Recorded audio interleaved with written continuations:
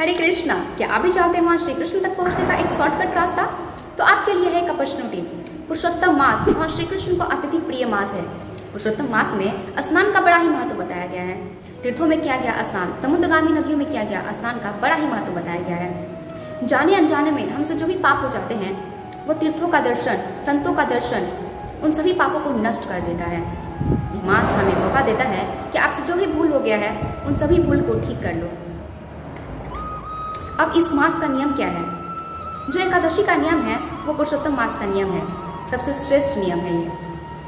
पुरुषोत्तम मास में भागवत दर्शन का बड़ा ही महत्व बताया गया है। भागवत दर्शन यानी कि संतों का दर्शन, जो आपको तिलक में दिखे उसको प्रणाम करिए। यह महीना भक्ति के सेल जैसा है। पद्म पुराण में उल्लेख है कि इस महीना में किया गया छोटा सा जप या दान अन्य महीना के तुलना में करोड़ों गुना अधिक फल देता है। यह महीना वहाँ श्री कृष्ण तक पहुँचने का एक शॉर्टकट रास्ता है।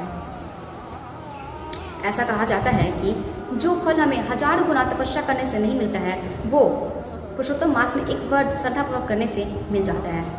सबसे सरल तरीका है शाम को दीप जलाना। वहाँ श्री कृष्ण के सामने आप घी का दीपक जलाइए और 14 अष्टकम का पाठ करना अत्यधिक शुभ माना गया है। सिंपल लैंग्वेज में समझिए, लूनर एंड सोलर के बीच जो डिफरेंस आता है उस डिफरेंस को बैलेंस करने के लिए हर 3 साल में एक एक्स्ट्रा मंथ आता है। उसी को हम पुरुषोत्तम मास या अधिक मास कहते हैं। So don't miss opportunity. Hare Krishna. Keep chanting and keep smiling.